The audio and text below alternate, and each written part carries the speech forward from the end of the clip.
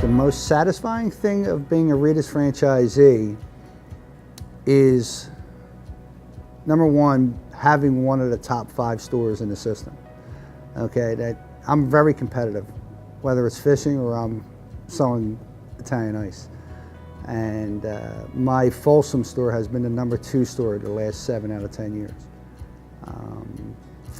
And I get a lot of satisfaction out of that. And also, I've been in the retail business all my life, and this has been the most successful time of my life. Summer of 1989, I was a CPA. I was an accountant for 9 years, and I thought that was what my future was going to hold.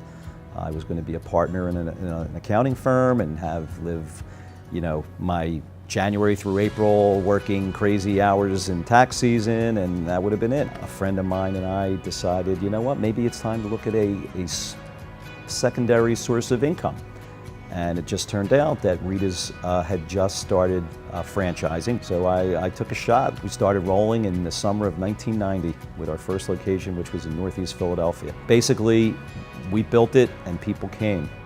And it was a real rush, creating something that wasn't there in the beginning and having people just flock to your location to serve them, cups of awesome Italian water ice. 2002, 2003, we had opened a store, a Rita's franchise, in Hunt Valley, Maryland. We had it for a year, and then we sold it.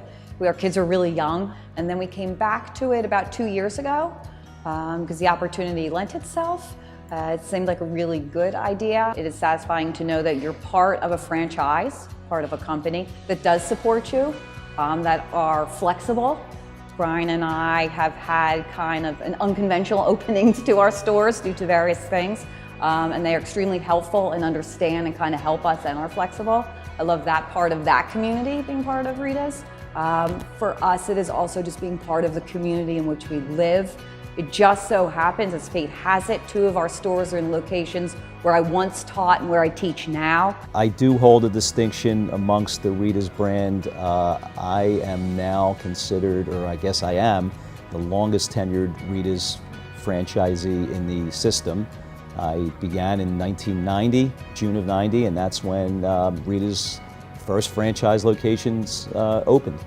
So I've lasted.